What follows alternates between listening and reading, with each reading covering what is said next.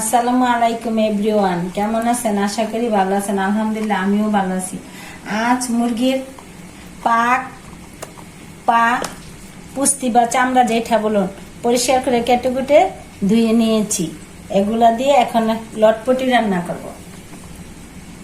কিভাবে রান্নাটা, এই যে আলু কুচি করে নিয়েছি, পেঁয়াজ কুচি করে নিয়েছি, কিভাবে লটপটিটা রান্না করব আপনাদেরকে দেখাচ্ছি। লটপটি রান্না করার জন্য দিয়েছি 2 টুকরা তেজপাতা, দারচিনি, এলাচি, এগুলা মাখায়া রান্না করব। দিয়ে দিচ্ছি পেঁয়াজ কুচি, দিয়ে দিচ্ছি আলু কেটে রাখা পরিষ্কার করে ধুয়ে নিয়েছি। এখন দিয়ে দিচ্ছি মুরগির পাক, মুরগির চামড়া পুস্তি যেটা বলুন এগুলো দিয়ে আজকে লটপটি রান্না করব মাখিয়ে।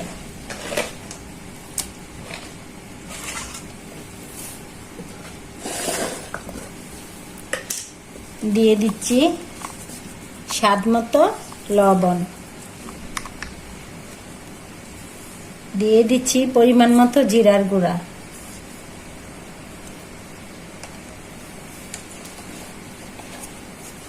দিয়ে দিচ্ছি পরিমাণ মতো হলুদ গুঁড়া,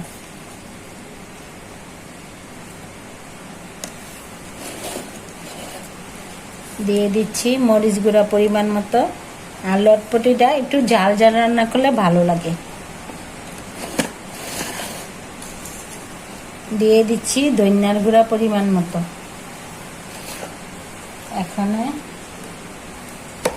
এখন দিয়ে দিচ্ছি পরিমাণ মতো রসুন বাটা, দিয়ে দিচ্ছি পরিমাণ মতো আদা বাটা। এখন বৃষ্টি হচ্ছে, বৃষ্টির মাস, ঠেডা বাঞ্জিল কি বজ্রপাত পড়ে, সবাই সাবধানে বাহিরে যাবেন, চলাফেরা করবেন। আল্লাহ হায়াত না থাকলে বাঁচা নাই, তারপর নিজের সাবধান নিজে থাকবেন। আল্লাহ যেন সবাই সুস্থ সবল রাখে, এই দোয়াই করি। লটপটি যেহেতু রান্না করব, আর মুরগির চামড়া পুস্তির মধ্যে প্রচুর তেল হয়, হালকা একটু তেল দিয়ে মাখিয়ে নিচ্ছি। তেলটা বেশি দিব না, কারণ চামড়াতে অনেক তেল।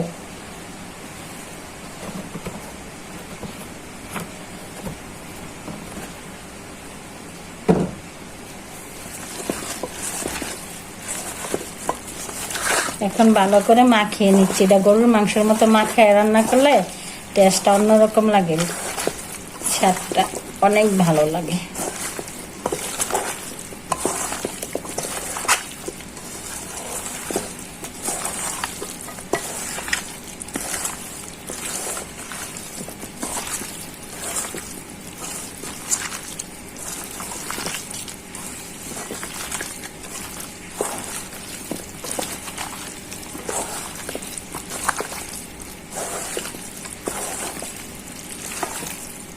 দেখুন মনে না, মাখানোর পর মনে হয় যেন রান্না অর্ধেক হয়ে গেছে। কি সুন্দর হয়েছে কালারটা, রান্নার পর সেই লাগে।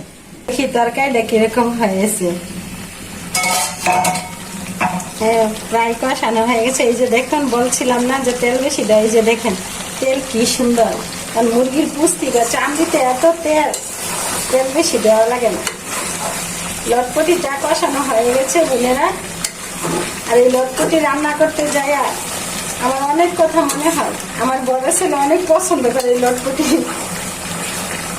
এই যে গরুর মাংস রান্না করি আর মুরগির মাংস রান্না করি, ও শুধু হাড়গুলা বেশি পছন্দ করে, মুরগির পুস্তি চামড়া ওগুলা খাইতে চায়, আলুটা পছন্দ করে। আমার একটা ছোট্ট বাচ্চা মেয়ে আছে পরিচিত, আমার মায়ের মতো দেখে, এই 5-6 বছর বয়স হবে। ও মনে করেন আমার ঘরে এটা যদি রান্না করি, একদম ছোট থাকতে থেকে খানাটা না আমি শিখাইছি ওরে রান্না করি। ও এই মুরগির ঠ্যাং নিয়ে বসে থাকতো, যে আমাকে একটা ঠ্যাং দাও, একটা আড্ডি দাও, এরকম করতে। গরুর মাংসগুলো ও বেশি মাংস থেকে হাড় পছন্দ করে। এটা রান্না করতে যে এই বাচ্চা মেয়েটা কত মনে হয়ে গেল। বাচ্চা মেয়েটা এখন আমাদের সাথে থাকে না, অনেক দূরে থাকে, ওরা বাসা পাল্টাইয়া চলে গেছে। পরে অনেক মিস করি। এখানে কষানো হয়ে গেছে বোনেরা, ঝুলটা দিয়ে রেখে দিই ভালো করে সিদ্ধ হওয়ার জন্য। কষানোতেই প্রায় হয়ে গেছে। দেখুন তরকারি কালারটা কি সুন্দর আছে। এখন ঢেকে দিই ভালো করে আলুগুলা আর মাংসগুলা সিদ্ধ হয়ে যাবে। দেখি তো বোনেরা লটপটিটা হয়েছে কিনা।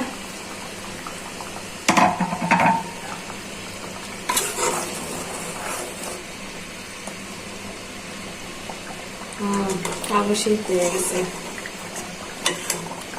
আর মাংস তো এগুলা আগে নরম হয়ে যাবে। সব ঠিক মতো আছে। এখন চেখে দেখি।